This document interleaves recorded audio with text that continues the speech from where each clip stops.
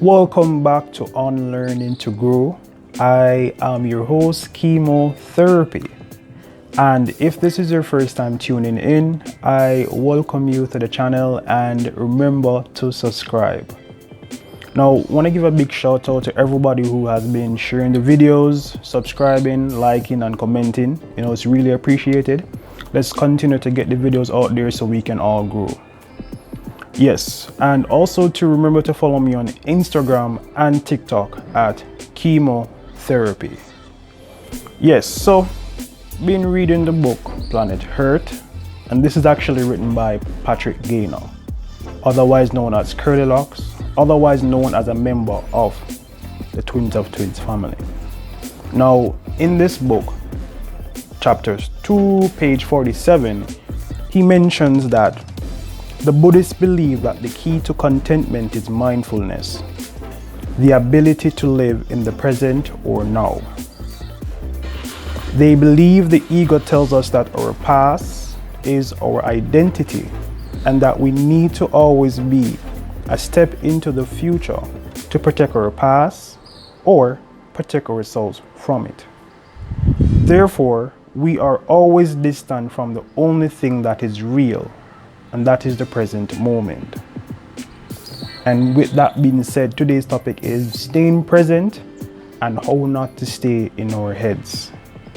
Yes, so I refer this paragraph because oftentimes we really aren't living in the now, right? We aren't really aware all the time what's going on, right?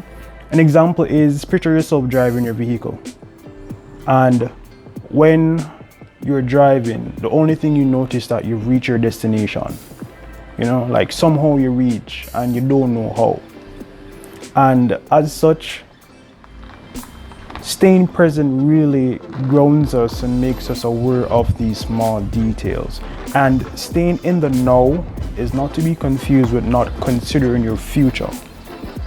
We just want to be aware that we notice the future that we've been working for.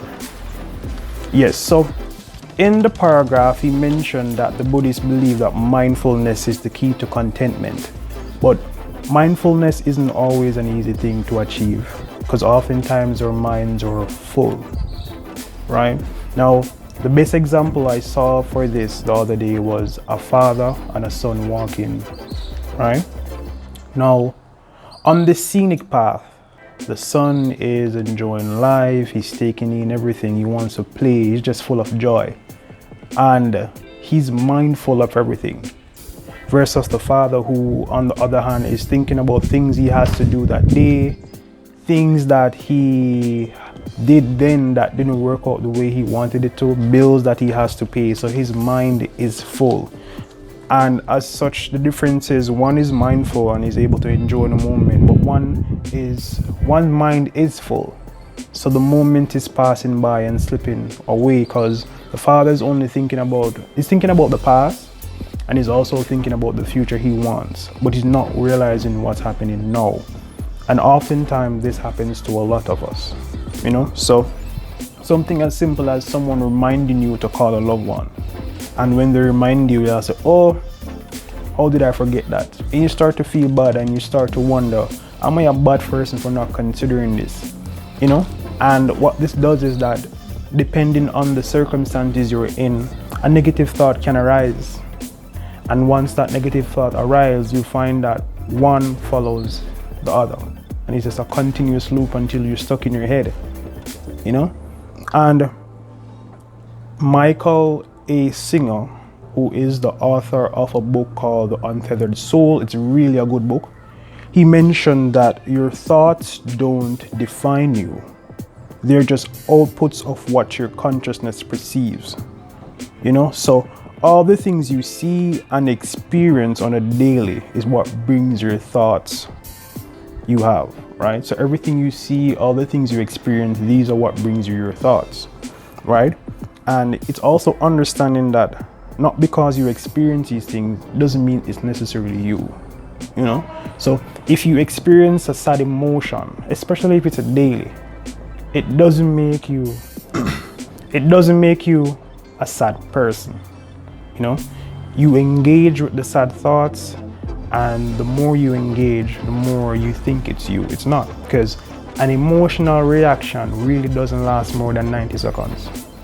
So if you find yourself engaging in a negative mindset for the entire day, you may be unknowingly feeding into it.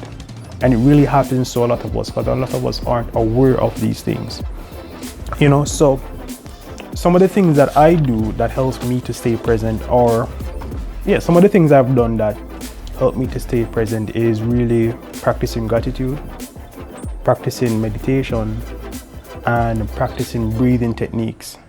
So these 3 things I've been using, and they have been helping me so far. Now, person might say, yes, I'm grateful every day, but are you though? You know, you get up today, maybe tomorrow, even the other day after that, and you know, you give thanks, and then after that you stop, you know. So showing gratitude for the smallest of things really makes you mindful.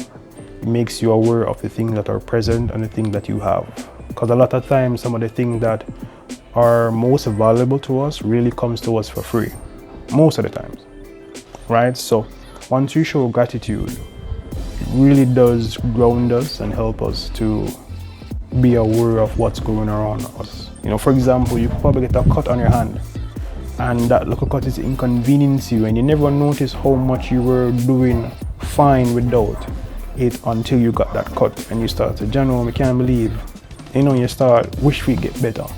So something as simple as that really helps us to be aware, you know. Next thing is meditation. Now, might sound weird to a lot of person, might sound like some hippie thing, you know, but meditation really does help once you practice it enough. You know, meditation is observing your thoughts but not calming your mind. But observing your thoughts, but calming your mind comes as an effect of observing your thoughts. So you can't stop thinking, because you can't stop having thoughts because you always are experiencing something, right? But you don't have to engage with each thought. So the thoughts are the things you see, and experience and thinking is engaging with the thought. So that's why a lot of times you might find yourself, when it's time for you to think, you are unable to, because you've been engaging with a thought all day and you're tired. So what meditation does is allows you to see the thought and let that thought go, because you are not your thoughts. And the next thing I use to help with meditation is breathing techniques. So if you are meditating and you find yourself engaging with the thought, you bring back yourself to your breath. So you will take a deep inhale, and you'll now be aware that you are breathing, you know. So some of the breathing techniques that I use are the box method,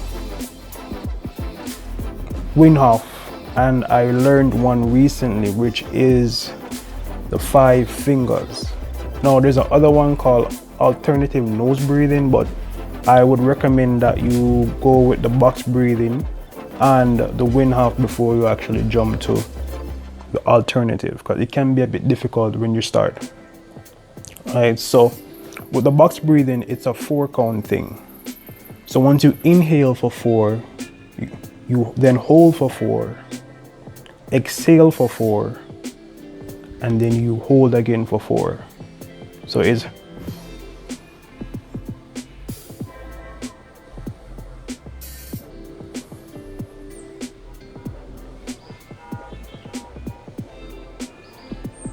and then you repeat it.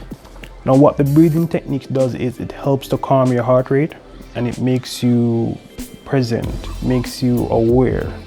That this really does go hand in hand with meditation. You know, the next one is, I'm gonna go with a 5 finger. With a 5 finger, it's a bit easier than the Wim, because all you do is you so for each time you rub your finger upward, because it allows you to feel the motion of your body. So when you inhale, you exhale on each time you go down. So you inhale and then exhale. So when you reach around, you carry back your fingers around and you repeat the process. So once it is you actively engage with the breathing techniques and you put yourself in this moment, you'll find where it calms you a bit, right? And the next one is the Wim Hof method, and this is one you can look up. So Wim Hof is actually the name of a person, and he would have climbed Mount Everest in a shorts just using this breathing technique, so it really calms you and gives you a boost of energy. So that's the Wim Hof method. So these are some of the things that I use on a daily basis that helps me to be present, help me to be aware, helps me to notice what's happening around me so I can stay present and stay out of my head. So these are things that I would recommend. The books that I mentioned, Planet Earth and The Untethered Soul. These are two good books. I haven't finished reading The Planet Earth, but it's a really good book so far. So these are books that I recommend that you can actually engage with, and you can let me know what you think. Now, the next episode, I will definitely be talking about looking within yourself, holding yourself accountable, So that will be the next episode, and I'm really excited to talk about it. So again, remember that nothing grows in a comfort zone and nothing but love,